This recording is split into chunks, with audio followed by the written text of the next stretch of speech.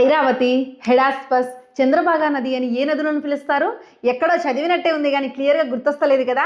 ఈ వీడియోను ఎండ్ వరకు చూడండి.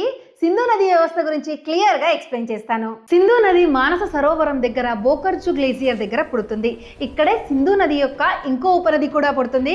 ఒక్క 5 సెకండ్స్ వెయిట్ చేయండి, ఇది కూడా ఎక్స్ప్లెయిన్ చేస్తాను. అయితే ఫస్ట్ ఇప్పుడు మనం ఎగ్జామ్స్ లో రిపీటెడ్ గా వచ్చే సింధు నది యొక్క 5 ఉపనదుల గురించి తెలుసుకుందాం. ఫస్ట్ జీలం నది గురించి చూద్దాం. జీలం నది జమ్మూ కాశ్మీర్ లోని వెర్రినాగ్ వద్ద పుట్టి పాకిస్తాన్ గుండా ప్రవహిస్తూ ట్రిమ్ము వద్ద చీనాబ్ నదిలో కలుస్తుంది. అయితే ఈ జీలం నది వల్ల జమ్మూ కాశ్మీర్లో ఉలార్ సరస్సు అనేది ఏర్పడింది.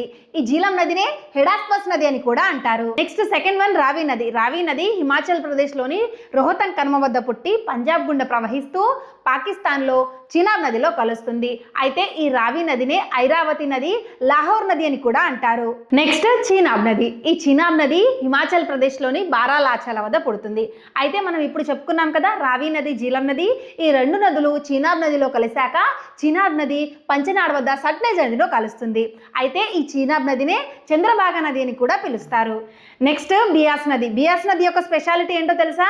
ఇండియాలోనే పుట్టి ఇండియాలోనే అంతమైపోయే సింధు నది యొక్క ఏకైక ఉపనది.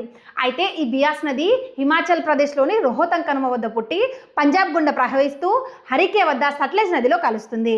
ఫైనల్లీ సట్లెజ్ నది. సట్లెజ్ నది మానస సరోవరం దగ్గర ఉండే రాకాసి సరస్సు వద్ద పుడుతుంది.